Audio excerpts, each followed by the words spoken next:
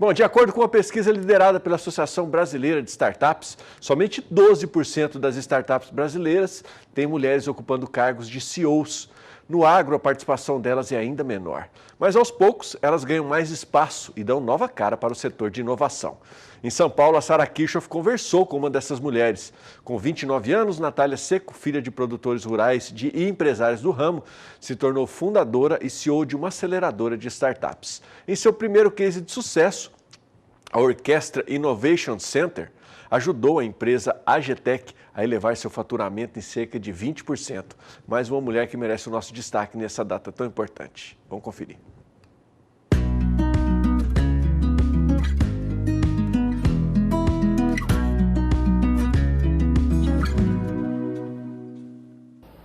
Natália Seco, um prazer te receber aqui. E eu começo te perguntando como é que é ser uma CEO de uma aceleradora de startups no agronegócio, onde a gente sabe, né, que a participação das mulheres como CEO ainda é muito pequena no Brasil. Seja bem-vinda ao canal do Boi. Obrigada, é um prazer estar aqui com vocês e realmente é desafiador. É desafiador como mulher estar liderando aí a transformação tecnológica no agronegócio. E o agronegócio realmente é de grande predominância masculino, então são pouquíssimas mulheres que estão aí à frente, mas a gente acredita que ao longo dos anos isso está mudando bastante. Hoje a gente vê muitas mulheres e filhas de agricultores que estão tomando frente dos negócios da família. E acredito que esse número aos poucos vai cada vez ficar mais equiparado. Tomara, né? Natália, você estava me contando aqui um pouquinho da sua história. Seus pais são do Rio Grande do Sul e hoje você está em Rio Verde, Goiás, numa importante região produtora. Como que foi a sua trajetória até virar uma CEO?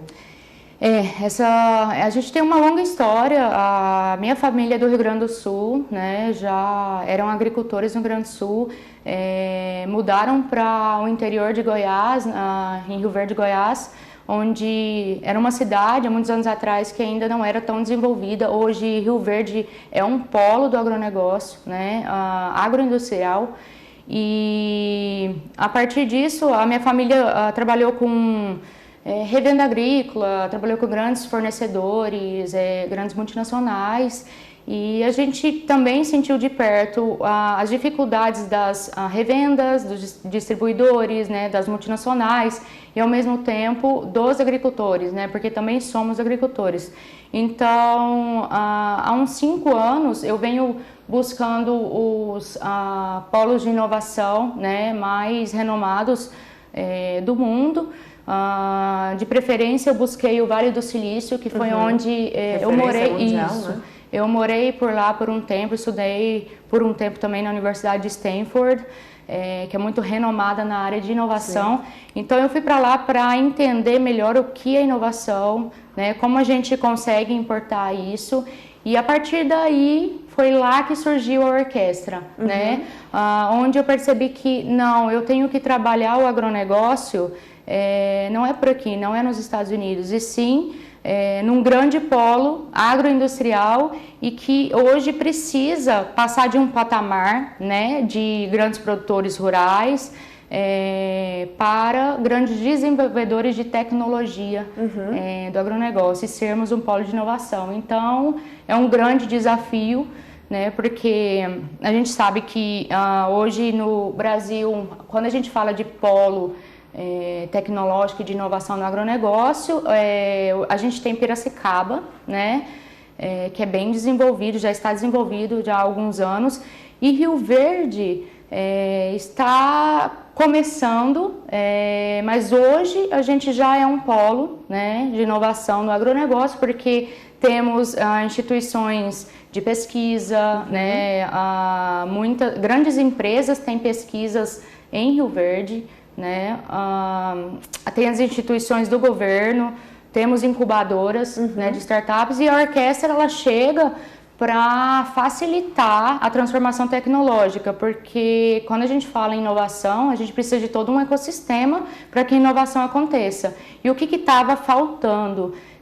Isso é um problema em Rio Verde, mas também é um problema em todo o Brasil e no mundo, onde a tecnologia para o agronegócio tem muita coisa já desenvolvida, mas que na hora que ela chega no campo, ela não chega de forma efetiva e muitas vezes não traz o resultado esperado pelo produtor rural. Sim. Então, porque o agronegócio, ele é complexo, né? Uhum. É complexo desenvolver tecnologia para o agronegócio, porque a gente tem muitas vertentes, a gente tem muita diferenciação em clima, em pragas, em culturas, então todo mundo é diferente. O Brasil, a gente acredita que desenvolvendo tecnologia no sudoeste goiano, que é um dos locais mais exigentes, vamos dizer assim, em termos de público do agronegócio, essas startups conseguem escalar, né, a tecnologia delas para o restante do mundo. Então, é aí que a gente viu a oportunidade de ajudar o Brasil, né, a passar a ser um desenvolvedor de tecnologia em agronegócio e a gente ser renomado por isso.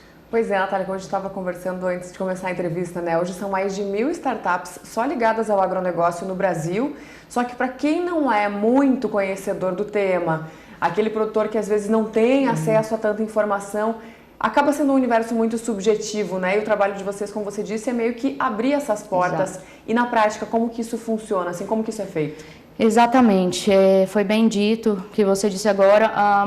Muitas vezes, a maioria das vezes, o produtor rural ele não entende o que está acontecendo. É complicado para ele, porque ele está acostumado, né, nos últimos anos, ele vem acompanhando a tecnologia, ele sabe que a tecnologia está aí sendo desenvolvida, mas e aí, o que eu vou fazer com ela?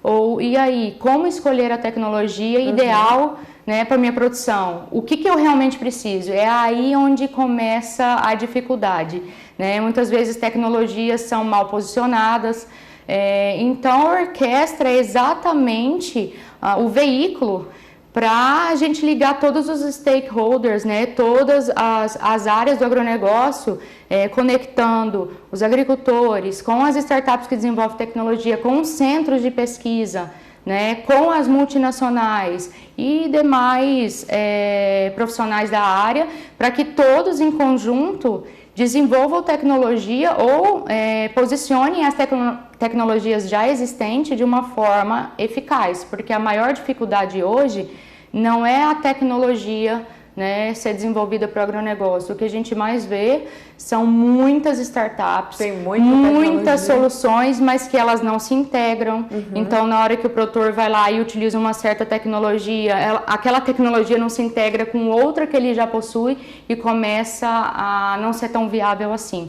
Então, a gente precisa de agentes, né, que estejam conectando esses parceiros para realmente desenvolver algo eficaz. E vocês começaram a atuar no mercado de fato há pouco tempo, em outubro do ano passado, e tem um case de sucesso já que dá para trazer de exemplo, né? Foi muito interessante.